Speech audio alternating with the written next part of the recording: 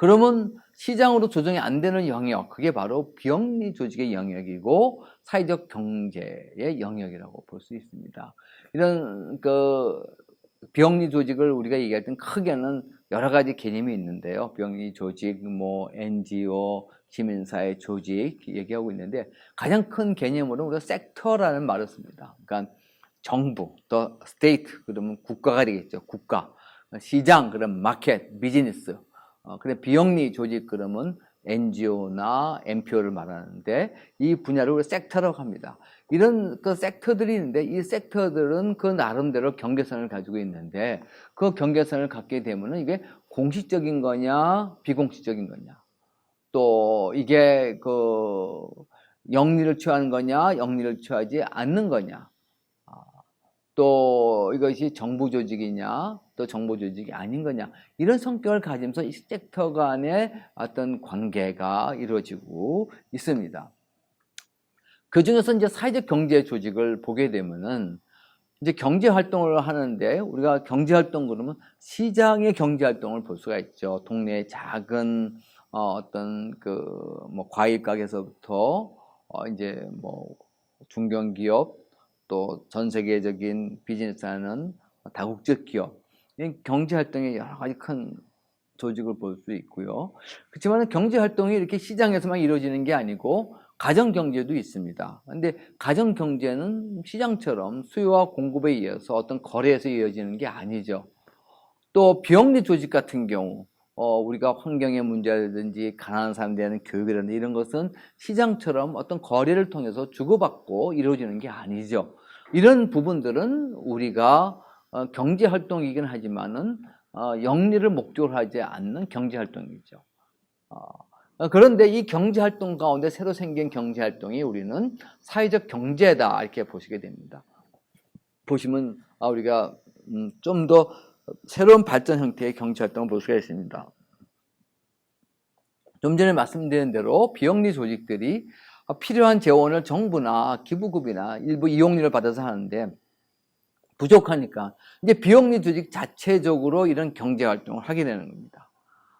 비영리 조직이 예를 들어서 가난한 사람들한테 무료로 상담해주고 여러 가지 서비스를 주는데 그 상담과 서비스를 해주기 위해서는 거기에 대한 많은 전문성을 가지고 있죠. 근데 그들에게 무료로 하다 보니까 재원이 부족한 걸 채우기 위해서는 그들의 전문성을 가지고 좀 지불 능력이 있는 중상층에게는 돈을 받고도 상담을 하는 거죠. 그래서 그 돈을 받아서 가난한 사람들한테는 무료로 해준다든지.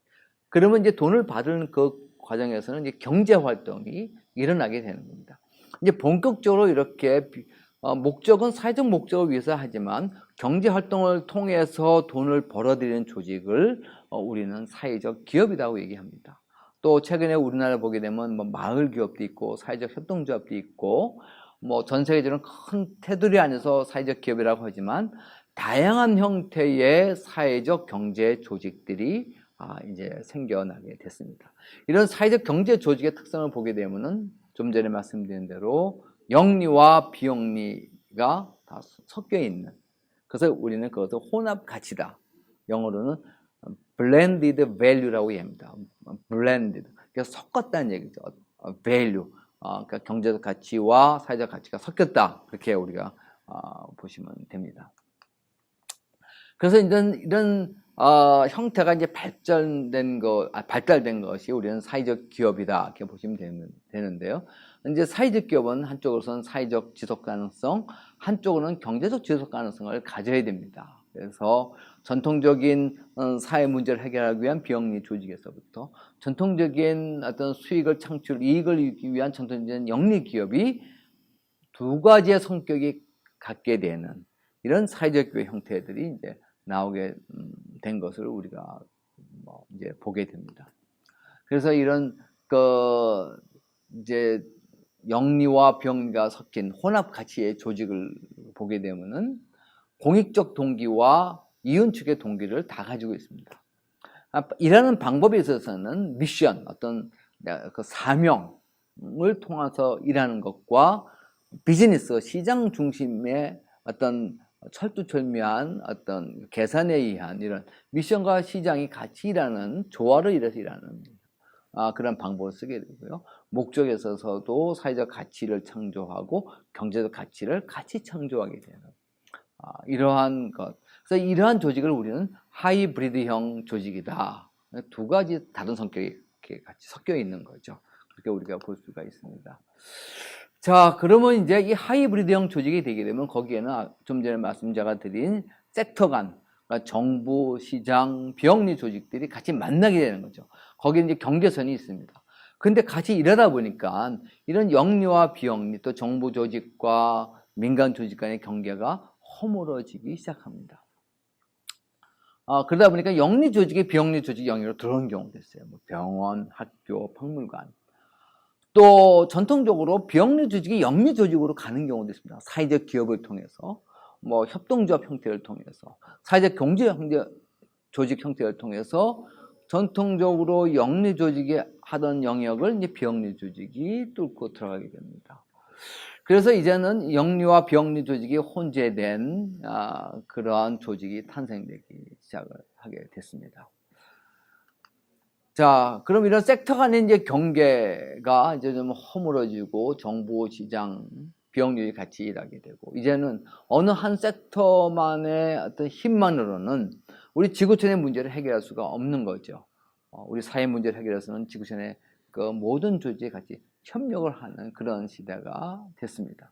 이런 정부와 민간과 또 민간에서 영리와 비영리 간의 이런 협력, 파트너십은 이제는 뭐 전통적인 복지 뿐만이 아니라 이제는 테러라든지 재난 이런 다양한 영역으로도 이제 확대돼 나가고 있다. 우리가 그렇게 생각해 볼 수가 있습니다.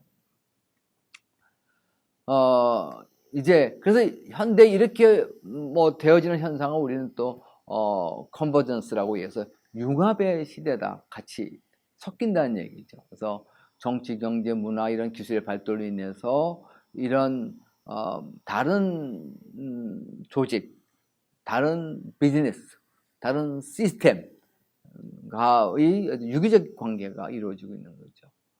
이제는 이런 관계가 동종업종뿐만이 아니라 이종업종에서도 이루어지고 있어요.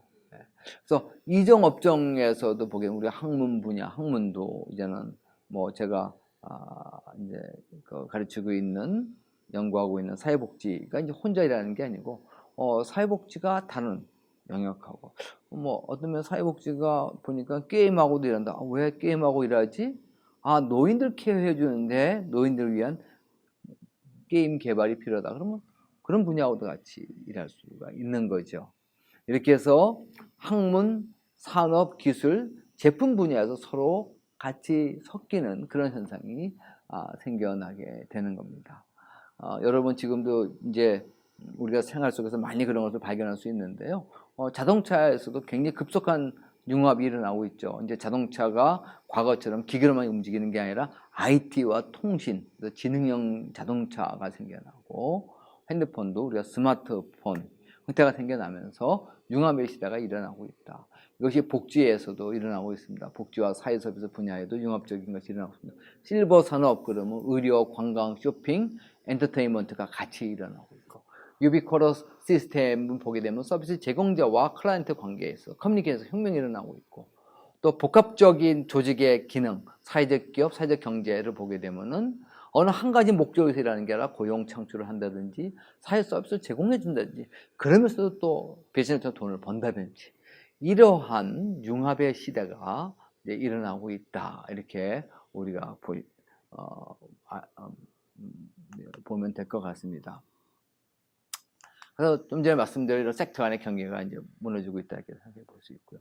자, 그럼 본격적으로 비영리 조직 또 사회적 경제의 마케팅하는 걸 보게 되면은 우리가 이제 어떻게 사회적 경제 조직들이 필요한 자원을 공급받을 수 있겠는가?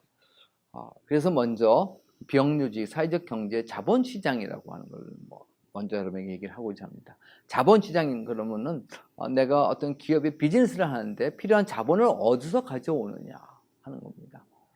이제 사회적 기업도 하다 보면 자본이 필요하겠죠.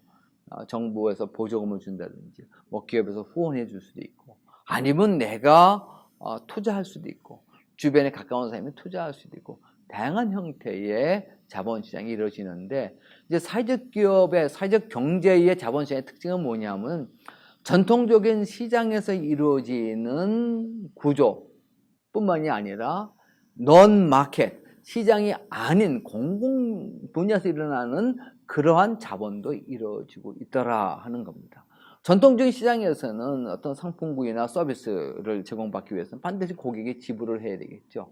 근데 사회적 기업이나 사회적 경제 조직에서는 이렇게 반드시 그 고객으로부터, 클라이언트로부터 돈을 안 받고도 서비스를 주는 경우가 있거든요. 제3자로부터 정부나 다른 데부터 받을 수도 이제 있는 거죠.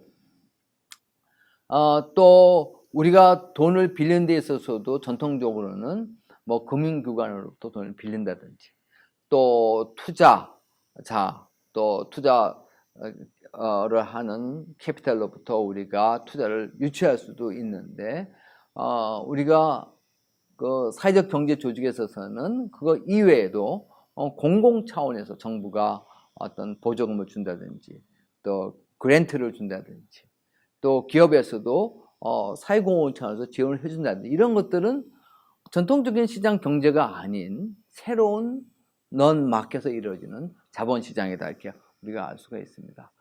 여기에 뭐 최근에 재미있는 자본시장들이 생기는데요. 영국에서 patient capital이라는 게 생겼습니다. 그러니까 patient 그러면 인내 이런 뜻인데, 그 내용을 보게 되면은 사회적 경제 조직의 비영리 조직에다가 이제 뭐 론을 해준다든지 투자를 해줄 때 이것을 굉장히 좋은 조건을 해주는 겁니다. 그러니까 장기 거치, 그러니까는 돈을 빌려주고서 뭐 거치 기간을 길게 해주는 거죠. 뭐 1년, 2년이 아니라 뭐 5년, 10년이나 갚아라. 그러면 돈 빌리는 사람이 부담이 없겠죠. 그 다음에 이자도 아주 낮게. 왜 그렇게 하는가요? 이것은 사회적 목적을 위해서 일하는 기업이기 때문에 그렇게 하는 거죠. 또 어떤 때는 이렇게 기부금을 과거에는 그냥 줬는데 좀 더 이 기부금을 좀 생산적으로 써라 해서 소셜 벤처라고 하는 성격의 기부금을 줌으로 말미암아 그냥 기부금 주는 것을 가지고 환경이나 가난한 사람들에서 쓰는데 그치는 게 아니라 그걸 비즈니스를 통해서 더 많은 어떤 그 서비스를 줄 수 있는 그런 것을 요구하는 또 그런 자본시장이 생겨나기 시작합니다. 그래서 이제 비영리 조직들이, 사회적 경제 조직들이 이런 자본시장으로부터 어떻게 자본을 잘 얻겠는가, 그랜트라고 하는 것이 있겠고요. 이것은 정부나 공공기관이 사회적 목적을 위해서 그냥 목적에서 지원해 주는 금액입니다. 그 다음에 뭐 비영리 조직 같은 경우에는 사회적 경제 조직을 만들었을 때 여러분이 잘 아시는 펀드레이징, 모금할 수도 있습니다. 장애인을 위한 기업, 사회적 기업이라든지 노인을 위한 거다. 환경, 사회적 목적이 분명하다. 그런 사람들이 그 기업이지만 사회적 목적을 위하기 때문에 거기다 기부금을 줄 수도 있는 거죠. 또 좀 전에 말한 새로운 자본시장이 생기면서 사회적 경제 조직 속에 새로운 자본시장의 형태가 나타나기 시작했다. 이렇게 우리가 생각해 볼 수 있습니다.